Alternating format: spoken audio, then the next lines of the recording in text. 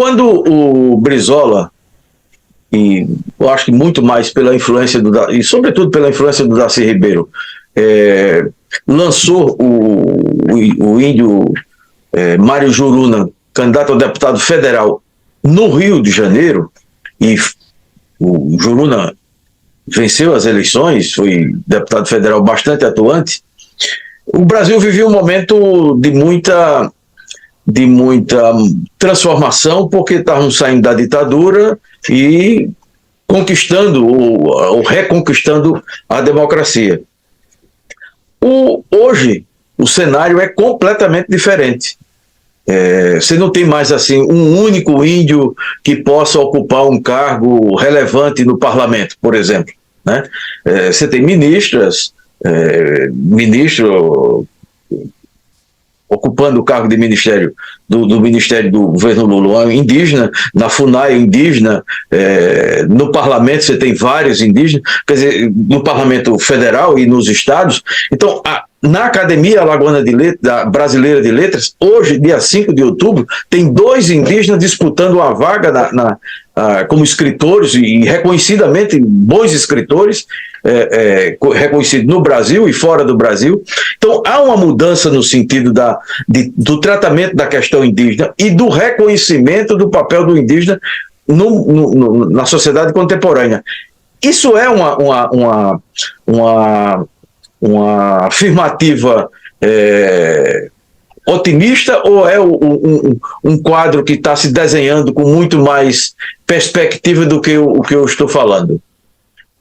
A tua pergunta é complexa porque ela é grande, veja só. Começar por Juruna, por Brizola, por Darcy Ribeiro. Darcy Ribeiro tem uma relação com os povos indígenas de muito respeito. Acho que o primeiro grande intelectual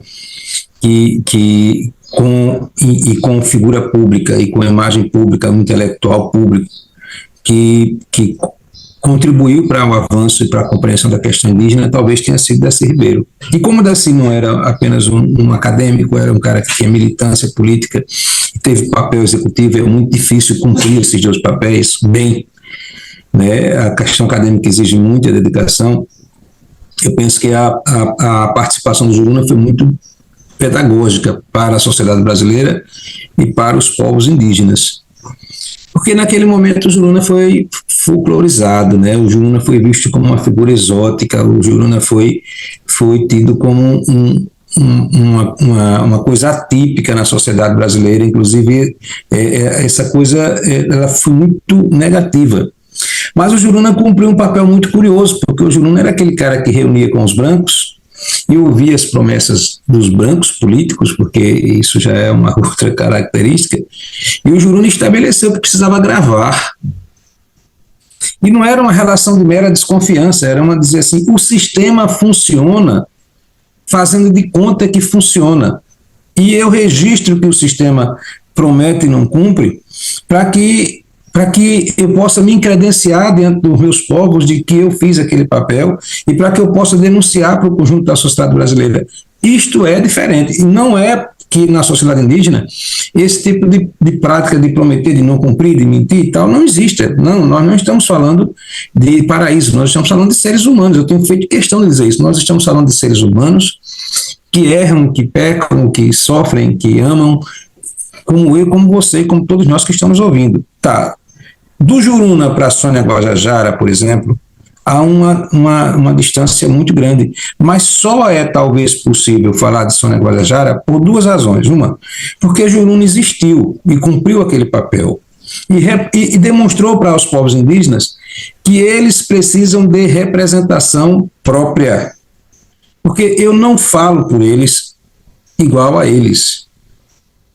O lugar de fala deles é um lugar muito particular e por mais esforço que eu faça para traduzir o que eles vivem, o que eles sentem, o que eles sofrem, é insuficiente. Tá? Essa é a primeira coisa. Segunda coisa é que os movimentos indígenas deram um salto de qualidade. Há pessoas, há indivíduos como os intelectuais que você faz referência, que avançaram e ocuparam espaço na sociedade, mas nós não estamos falando de conquistas individuais, nós estamos falando de avanços coletivos. As diversas organizações indígenas, a POIME, a PIB e tantas outras que se estabeleceram nacionalmente e regionalmente, projetaram para o conjunto da sociedade lideranças importantes. E mais, vem dando demonstração de que estas lideranças são feitas em cima de pautas políticas extremamente legítimas. E que o conjunto da sociedade brasileira, apesar de setores muito conservadores, compreenderam isso.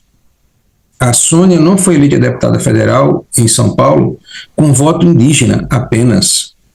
A Sônia foi eleita com voto de pessoas como eu, como você, brancos. Eu sei que tenho sangue indígena na veia, mas não estou me declarando indígena porque seria oportunismo, inclusive, que compreendem que a causa indígena não é dos indígenas, é do conjunto da sociedade brasileira, e que compreendem que a sociedade brasileira tem dívidas.